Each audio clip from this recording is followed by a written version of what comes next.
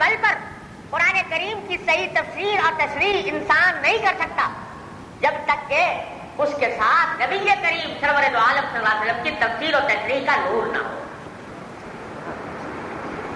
لہذا آج کہنے والے کہتے ہیں کہ بھائی ہمیں قرآن سیکھنے کے لیے کیا ضروری ہے کسی عالم کے پاس جائیں اور اس سے قرآن کریم کا مطلب سیکھیں. ہمارے پاس ترجمے موجود ہیں چھپے ہوئے، قرآن کا اردو ترجمہ بھی موجود، انگریزی ترجمہ بھی موجود، فارسی ترجمہ بھی موجود، ہر زبان کے اندر ترجمے ہو چکے ہیں. ہم ترجمہ پڑھیں گے اور پڑھ کر براہ راست اس پر عمل کریں گے، نہ کسی مولوی کی ضرورت نہ کسی عالم کی ضرورت. تو اگر صرف ترجمے سے قرآن کریم کے پڑھنے کا مقصد حاصل ہو سکتا تو بس صدیق اکبر کو حضور کی تعلیم کی ضرورت نہیں تھی، فاروق اعظم کو اور عثمان غنی کو اور علی مرتضیٰ کو رضی اللہ تعالیٰ عنہ اجمعین سرکار دو عالم صلی اللہ علیہ وسلم کی تعلیم کی ضرورت نہیں تھی.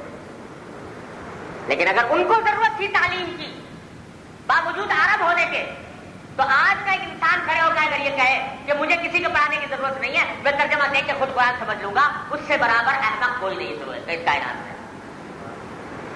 اس واسطے کہ وہ یہ دعویٰ کرتا ہے کہ میں صدیق اکبر سے بھی زیادہ جانتا ہوں اور فاروق اعظم سے بھی زیادہ جانتا ہوں.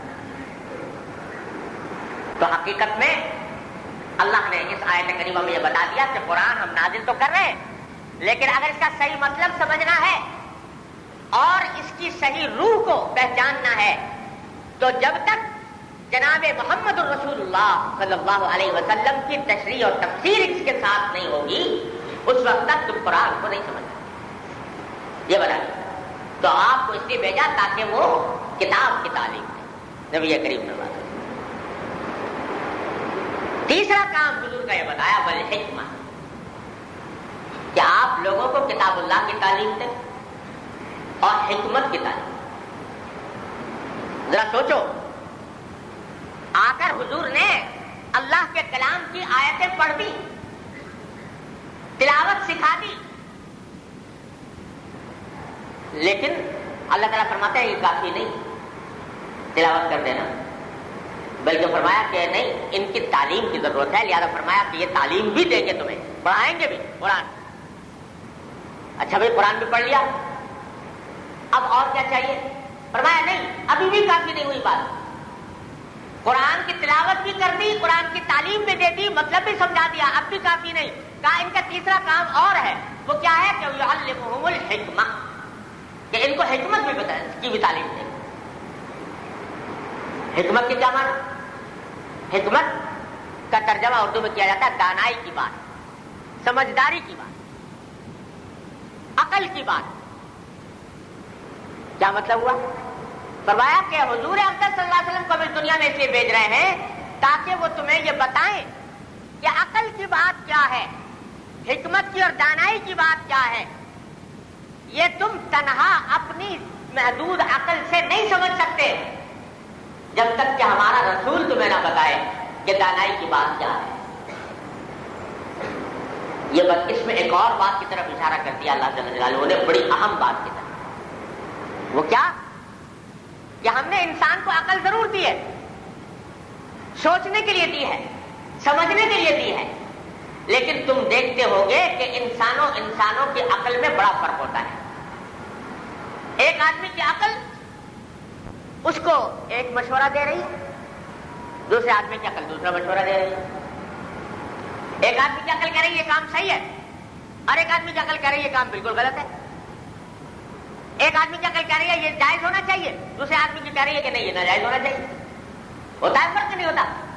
اور جب سے انسان نے عقل سے سوچنا شروع کیا اس وقت سے آج تک فلسفہ پڑھ کے دیکھو کہ جن لوگوں نے خالص عقل کی بنیاد پر زندگی کے نظریات تعمیر کیے ان میں سے ہر شخص دوسرے سے مختلف بات کہہ رہا ہے، اور ایسا کہہ رہا ہے اس انداز سے دلیلیں پیش کر رہا ہے کہ بظاہر معلوم ہوتا ہے بڑی پکی بات ہے، بڑی سچی بات ہے، لیکن حقیقت میں دوسرے کی دلیل سنو تو معلوم یہ دھوکا تھا.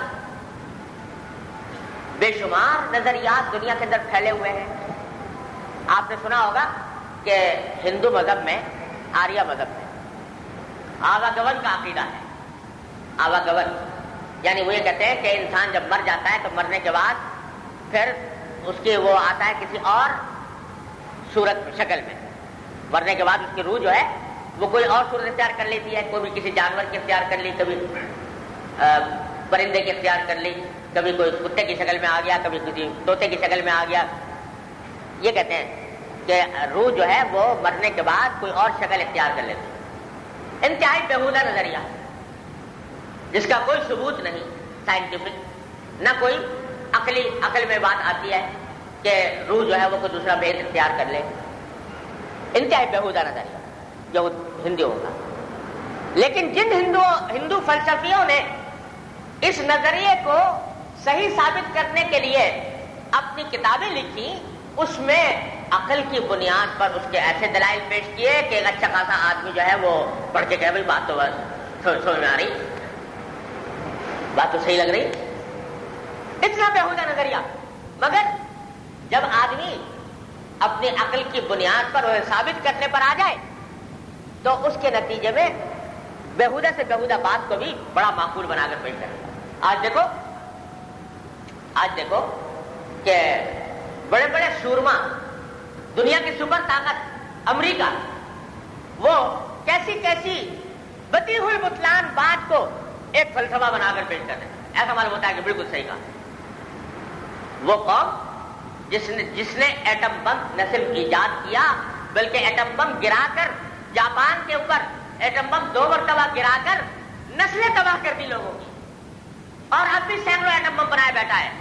اگر کوئی دوسرا بنا لے اپنے دفاع کے لیے تو اس کے اوپر شور مچا دے کہ ہاں یہ ایٹمی طاقت بن رہا ہے، یہ ایٹمی اعداد کو پھیلانے کا سبب بن رہا ہے. بھائی اگر تمہیں اتنی تکلیف ہے پہلے اپنے ایٹم بم کو تباہ کرو، اپنے ایٹمی کارخانے بند کرو، پھر دوسروں سے کہو. کہتے نہیں ہمیں حق حاصل ہے، یہ ایٹم بم بنائے بھی، رکھے بھی، استعمال بھی کریں، تمہیں حق حاصل نہیں اپنے پاس ایٹم بم بنانے کا، ایٹم بم رکھنے کا. بیہودہ نظریہ. لیکن اس بیہودہ نظریے کو جب فلسفے کا لبادہ پہنایا گیا اور اس کے اوپر عقلی دلائل لائے گئے تو ایسے عقلی دلائل لے آئے کہ آج ساری دنیا جو ہے وہ ان کے پیچھے چل رہی. تو ایک مسئلہ نہیں، عقل انسان کی وہ ایسی چیز ہے کہ ایک ربر ہے، جیسے ربر کو کھینچ لو جتنا چاہو کھینچ لو، اور سکیڑ لو جتنا چاہو سکیڑ لو. اس ربر سے چاہو تو موم جیسا ہوتا ہے، موم سے چاہو تو موم بتی بنا لو، چاہے اسے شیر بنا لو، چاہے اسے گدھا بنا لو، چاہے کتا بنا لو. تو عقل جو ہے اللہ تعالیٰ نے انسان کی ایسی چیز رکھی ہے کہ اس کے اندر صلاحیتیں بہت ہیں، لیکن صلاحیتوں سے کام لینے کے لیے کسی کی رہنمائی چاہیے. بغیر رہنمائی کے جب یہ موم استعمال ہوتا ہے تو اس سے کبھی کتا بن جاتا ہے، کبھی خنزیر بن جاتا ہے، درندہ بن جاتا ہے. تو اللہ تعالیٰ فرما رہے ہیں کہ ہم نے جو رسول بھیجا ہے یہ تمہاری عقل کی رہنمائی کے لیے بھی بھیجا ہے. یہ بتائے گا کہ عقل کا صحیح تقاضا کیا ہے، یہ بتائے گا کہ دانائی کس کو کہتے ہیں، یہ بتائے گا کہ سمجھ کی بات کیا ہے. اس لیے ہم نے ان کو یہ فریضہ بھی سونپا ہے کہ یہ ہماری کتاب کی تعلیم کے ساتھ حکمت اور دانائی کی بھی تعلیم ہے. بتائیں کہ عقل کا کون سا تقاضا جسے تم عقل کا تقاضا سمجھ رہے ہو سصحیح ہے اور کون سا غلط ہے. لہذا جہاں ان کا حکم آ جائے رسول کا، اور فرض کرو تمہاری عقل ماننے سے انکار بھی کرتی ہو تو سمجھ لو کہ میری عقل جھوٹی ہے، رسول کا قول سچا ہے. اگر کیوں؟ اس واسطے کہ عقل کی صحیح تشریح بھی انہیں کے پاس ہے، عقل کا صحیح مفہوم بھی یہی جانتے ہیں، انہیں کو بتائے گا. تو یہ تیسرا کام ان کا ہے کہ یہ عقل کے تقاضے کی صحیح تفسیر کرے تمہارے ساتھ. اچھا بھائی یہ بھی ہو گیا، قرآن کے الفاظ سیکھ لیے، معنی سمجھ لیے، عقل کے تقاضوں کو سمجھ لیا، اب اور کیا چاہیے؟ فرمایا نہیں ابھی بھی بس نہیں، ان کا ایک کام اور ہے. وہ کیا ہے؟ فرمایا وَيُزَكِّيهِمْ. چوتھا کام یہ ہے کہ یہ ہم نے ان کو اس لیے بھیجا ہے تاکہ یہ تمہیں پاک صاف کریں، تمہیں پاک صاف کریں، تمہارا تزکیہ کریں. کیا مانا؟ کہ تمہارے اندر بری خصلتوں، بری عادتوں، برے اخلاق کی جو نجاستیں تمہارے اندر سرایت کیے ہوئے ہیں وہ نجاستیں نکال کر تمہیں یہ پاک صاف کر دیں. تمہارے اخلاق درست ہو جائیں، تمہارے دل میں صحیح جذبات پرورش پانے لگیں، تم صحیح باتیں سوچنے لگو، صحیح چیزوں کی خواہش کرنے لگو، اور تمہارے دل سے جو بیماریاں ہیں حسد کی، بغض کی، کینے کی، تکبر کی، یہ نکال دیں اور اس میں اچھے اخلاق داخل کر دیں، تمہیں متکبر کے بجائے متواضع بنا دیں، تمہیں ریاکار کے بجائے مخلص بنا دیں، تمہیں بزدل کے بجائے بہادر بنا دیں، تمہیں بے صبرے کے بجائے اللہ پر توکل کرنے والا بنا دیں۔ یہ خاصیتیں پیدا کرنا بھی انہی کے سپرد کیا گیا ہے، اور یہ خاصیتیں پیدا جو ہوتی ہیں وہ صرف کتاب پڑھ لینے سے نہیں ہوتی، بلکہ یہ ان کی صحبت سے ہوتی۔ جب ان کی صحبت اختیار کرو گے اور ان کے صبح سے لے کر شام تک ان کا طرز عمل تمہارے سامنے آئے گا اور اس طرز عمل کو اپنانے کی کوشش کرو گے تو تمہارے دلوں سے یہ اخلاق رذیلہ، برے اخلاق جو ہیں وہ تمہارے دلوں سے نکل جائیں گے۔ یہ کام صرف کتاب پڑھنے سے نہیں آتا، یہ حضور کی صحبت سے آتے ہو صلی اللہ علیہ وسلم۔ اب اس کی مثال کو سمجھو کہ آپ جانتے ہو کہ جن عربوں میں نبی کریم سرور دو عالم صلی اللہ علیہ وسلم مبعوث ہوئے تھے، آپ نے ان کے حالات پڑھے اور سنے ہوں گے کہ جہالت میں غرق، قتل و غارت گری کے اندر استاد، شراب نوشی میں بلا نوش، زناکاری اور بدکاری کے اندر تاق، ایسے لوگ جن کے پاس نبی کریم صلی اللہ علیہ وسلم چکا ہے۔ قتل و غارت گری کا عالم یہ کہ اگر ذرا سی بات کے اوپر جھگڑا ہو گیا تو سالہ سال اس پر لڑائی چل رہی۔ وہ روایتوں میں آتا ہے کہ ایک جنگ ہوئی ہے، وہ ایک مرغی کے بچے کی بنیاد پر ہوئی۔ ایک شخص کے مرغی کا بچہ ایک کے شخص کے کھیت سے دوسرے کے کھیت میں داخل ہو گیا، تو وہاں کسی نے اس کو مار دیا، یہ کیا کر دیا، اس پہ لڑائی ہو گئی۔ پہلے ٹوٹیکار ہوئی، پھر لاٹھیاں نکل آئی دونوں کے درمیان، دونوں گھروں میں لڑائی ہوئی تو دونوں کے خاندان آ گئے، خاندانوں میں جنگ ہوئی تو دونوں کے قبیلے کھڑے ہو گئے، اور یہ جنگ پھر 40 سال متواتر جاری رہی۔ باپ مرتا تھا تو بیٹے کو وصیت کر کے جایا کرتا تھا کہ بیٹا اور سب کچھ گناہ کر لینا، مگر میرے جو دشمن ہیں ان سے انتقام لینا مت چھوڑنا۔ یہ تاریخ میں لکھا ہوا ہے یہ واقعہ۔ تو عرب کے لوگ دشمنی میں جب دشمنی پہ آ گئے تو اب کوئی دنیا کی طاقت ان کو دشمنی کے کام سے روک نہیں سکتی۔ ایسے لوگ حضور اقدس نبی کریم سرور عالم صلی اللہ علیہ وسلم کو یہ ہدایت دی گئی کہ ان لوگوں کے اخلاق کی اصلاح کرو، ان کے دلوں سے یہ عداوتیں، دشمنیاں نکالو۔ سبحان اللہ، نبی کریم سرور عالم صلی اللہ علیہ وسلم نے عداوتیں نکالی دلوں سے، ان کے دلوں کو پاک صاف بنایا۔ کس طرح؟ اتنا پاک صاف بنا دیا کہ اب کسی انسان کے خلاف بدخواہی دل میں پیدا ہوتی ہی نہیں۔ گستاخی کا کلمہ کہہ دیا حضور اقدس صلی اللہ علیہ وسلم کے ساتھ، تو ظاہر حضرت علی رضی اللہ تعالیٰ عنہ کہاں سننے والے تھے، وہ اس کے اوپر چڑھ دوڑ اور زمین پر پٹک دیا، سینے پہ سوار ہو۔ جب اس یہودی نے دیکھا کہ میرا کوئی داؤ نہیں چل رہا تو اسے نیچے سے حضرت علی کے اوپر تھوک دیا۔ لوگوں نے، دیکھنے والوں نے دیکھا کہ جس وقت نے منہ پر تھوکا حضرت علی کے تو فوراً حضرت علی کو چھوڑ کر الگ کھڑے ہو گئے۔ لوگوں نے پوچھا کہ آخر کیا بات ہے، اب تو اس کو اور زیادہ سزا دینے کی ضرورت تھی، اس نے ایسی حرکت کی، منہ پر تھوک دیا آپ نے۔ فرمایا کہ اس وجہ سے میں کھڑا ہو گیا کہ اب تک میں جو اس سے مقابلہ کر رہا تھا وہ اپنی ذات کے لیے نہیں کر رہا تھا، اس نے میرے پیغمبر نبی کریم صلی اللہ علیہ وسلم کی شان میں گستاخی کی تھی، اس واسطے میں اس کا مقابلہ کر رہا تھا۔ اب تھوکنے کے بعد اگر میں اس کو سزا دیتا تو یہ اپنی ذات کے خلاف انتقام لینا ہوتا، میں اپنی ذات کے لیے انتقام لینا ہوتا۔ اس طرح تزکیہ فرما دیا نبی کریم صلی اللہ علیہ وسلم، صحابہ کرام کے اخلاق۔ یہ تزکیہ محض کتاب پڑھ لینے سے، لیکچر دے دینے سے نہیں ہوتا، یہ صحبت سے ہوتا ہے، کسی اللہ والے کی صحبت میں بیٹھنے سے ہوتا ہے۔ تو حضور کے سپرد یہ کام بھی کیا۔ تو کیا کیا کام ہوئے؟ تلاوت آیات، کتاب اللہ کی تعلیم، حکمت اور دانائی کی تعلیم اور تزکیہ یعنی اخلاق کو پاک صاف کرنا، یہ 4 کام تھے جن کے لیے نبی کریم صلی اللہ علیہ وسلم کو اس دنیا میں بھیجا۔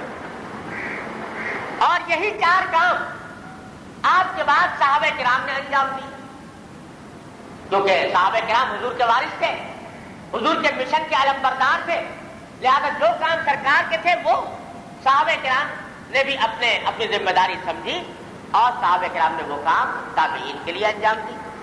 تابعین آئے، انہوں نے یہ کام تبع تابعین کے لیے انجام دیے، تبع تابعین آئے، انہوں نے اپنے شاگردوں کے لیے انجام دیے، اور یہ سلسلہ اس وقت سے چلا آتا ہے، الحمدللہ آج تک یہ سلسلہ چل رہا ہے۔ لیکن دیکھنے کی بات یہ ہے کہ ان 4 کاموں کو جو حضور کے کام تھے اور پھر صحابہ نے، تابعین نے، تبع تابعین نے، بزرگان دین نے جاری رکھا، آج کون سا طبقہ ہے جس نے ان 4 کاموں کو سینے سے لگا کر رکھا ہوا ہے؟ نظر دوڑا کے دیکھو سارے معاشرے میں کون سا طبقہ ہے جس نے اپنی زندگی کا مقصد یہ بنایا ہوا ہے کہ نبی کریم صلی اللہ علیہ وسلم کے جو 4 فرائض منتبی تھے ان کو آپ کے بعد اپنی ناقص استعداد کے مطابق، اپنی صلاحیت کے مطابق وہ شمع ہم بھی روشن رکھیں، جلائے رکھیں۔ وہ کون سا طبقہ ہے جس نے یہ کام کرنا؟ جو تلاوت سکھاتا ہو، جو کتاب اللہ کے معنی سکھاتا ہو، جو اسلامی حکمت کی باتیں سکھاتا ہو اور جو لوگوں کے اخلاق کی تربیت کرتا ہو۔ یہ 4 کام بیک وقت کون سا طبقہ ہے جو انجام دے رہا ہے؟ اگر انصاف کے ساتھ غور کرو گے تو نظر آئے گا کہ ایک ہی طبقہ ہے، اور یہ وہ طبقہ ہے کہ جو بدنام کیا جا رہا ہے، جس کے اوپر تانے دیے جا رہے ہیں، جس کو اس روئے زمین سے فنا کرنے کی کوششیں ہو رہی ہے، اور جس کے بارے میں طرح طرح کے تان و تشنیع کے تیر برسائے جا رہے ہیں، یعنی مدارس دینیہ کا لوگ۔ یہی دینی مدارس ہیں، چٹائی پر بیٹھنے والے جنہوں نے ان 4 کاموں کو سینوں سے لگایا ہوا ہے کہ دنیا کہیں جاتی رہے، ہم ان 4 کاموں کو چھوڑنے والے نہیں۔ ہم اپنے قرآن کی تلاوت بھی جاری رکھیں گے، اور تلاوت کو پڑھنے کا طریقہ بھی لوگوں کو سکھاتے رہیں گے، اور اس کے معنی اور مفاہیم بھی سکھائیں گے، اور اس حکمت کی باتیں بھی سکھائیں گے، اور اپنے اخلاق کی تربیت نبی کریم صلی اللہ علیہ وسلم کے بتائے ہوئے طریقے کے مطابق بھی کرتے ہیں۔ 1000 تانوں کے تیر برسائے گئے، ان کو بدنام کیا گیا، ملا کا نام گالی بنا دیا گیا۔ وہ ملا کا لفظ جو کسی زمانے میں بڑا اعزاز کا لقب سمجھا جاتا، اسے گالی بنا دیا۔ اس لیے بنا دیا گیا کہ دشمنان اسلام جانتے تھے کہ یہ ملا ہی ہے بیچارہ جو ان 4 نبوت کے کاموں کو سینے سے لگائے بیٹھا ہے، اور جب تک یہ نبوت کے کام 4 کام جاری ہے اس وقت تک لوگوں کے دلوں سے ایمان کو کھرچا نہیں جا سکتا۔ اس واسطے اس نے کہا سب سے بڑا نشانہ اس ملا کو بناؤ اور اس کو تان و تشنیع کے تیر برساؤ، اس کا نام گالی بنا دو، معاشرے کے اندر اس کی وقت ختم کر دو۔ جب یہ ملا ختم ہو جائے گا تو یہ 4 کام بھی ختم ہو جائیں گے۔ جب 4 کام ختم ہوں گے تو ایمان بھی لوگوں کے دلوں سے کھرچنا آسان ہوگا۔ یہ سازش تھی جو انگریز نے چلائی۔ اقبال نے کہا ہے کہ افغانیوں کی غیرت تیگا ہے یہ علاج، ملا کو ان کے کوہ و دمن سے نکال دو۔ غیرت دینی کا علاج یہ ہے کہ ان کے کوہ و دمن سے ملا کو خارج کر دو، تو پھر ان کے دل میں ایمان کی غیرت ختم ہو جائے۔ یہ سازش جس کی بنا پر ملا کو بدنام کیا، اور یہ ملا ہی تھا بیچارہ کہ جس نے ہر طرف سے رزق کے دروازے بند کر دیے جانے کے باوجود، وسائل معاش کے سارے دروازے بند کرنے کے باوجود، روکھی سوکھی کھا کر، پیٹ پر پتھر باندھ کر، موٹا جوٹا پہن کر اس نے اللہ کے دین کا کلمہ بلند رکھا۔ اس انگریز کے اقتدار کی تاریخ رات کے اندر وہ جو نعرہ لگایا گیا تھا انگریزوں کی طرف سے، آج وہی نعرہ انگریز کے جانشینوں کی طرف لگایا جا رہا ہے۔ اور جس طرح انگریز نے بدنام کرنے کی کوشش کی تھی، اسی طریقے سے آج ان دینی مدرسوں کو بدنام کرنے کی کوشش ہو رہی ہے۔ میں یہ نہیں کہتا، خوب سمجھ لیجئے، میں یہ نہیں کہتا کہ ان دینی مدرسوں میں کوئی خامی نہیں ہے، ان میں کوئی غلطی نہیں ہے، ان میں کوئی عیب نہیں ہے۔ یہ بھی انسان ہے، اسی معاشرے کے کا حصہ ہے، ان میں بھی غلطیاں ہیں، ان میں بھی خرابیاں ہیں، ان میں بھی انحطاط آیا ہے، ان میں بھی زوال آیا ہے، لیکن اس کے باوجود ان کا جو بنیادی کام ہے الحمدللہ وہ نبوت کا کام ہے، نبوت کے وارثوں کا کام ہے۔ لہذا یہ جو پروپیگنڈا ان کے خلاف کیا جاتا ہے اس سے کبھی بھی دھوکہ نہ کھائیں۔ سعید ہیں وہ لوگ جو نبی کریم سرورت عالم صلی اللہ علیہ وسلم کے اس کام کا بیڑا اٹھائے ہوئے ہیں، اور خوش قسمت ہے وہ لوگ جو اس کام کے اندر کسی بھی جہت سے ان کے ساتھ تعاون کرتے ہیں اور اپنا حصہ لگاتے ہیں۔ یہ مختصر بات اگر یاد رہ جائے کہ نبی کریم سرورت عالم صلی اللہ علیہ وسلم کے 4 فرائض منصبی تھے، 4 کام تھے، اور اس کام کو جو بھی لے کر کھڑا ہو اس کے ساتھ تعاون، اس کی کم از کم اگر اس کی کم از کم حمایت، اخلاقی حمایت، جانی تعاون، مالی تعاون، اس کے ساتھ یہ انسان کی سعادت ہے۔ اللہ تعالیٰ اپنے فضل و کرم سے ہم سب کو ان کاموں کی قدر پہچاننے اور اس کو آگے بڑھانے اور اس کے ساتھ تعاون کرنے کی توفیق عطا فرمائے۔ وآخر دعوانا الحمدللہ۔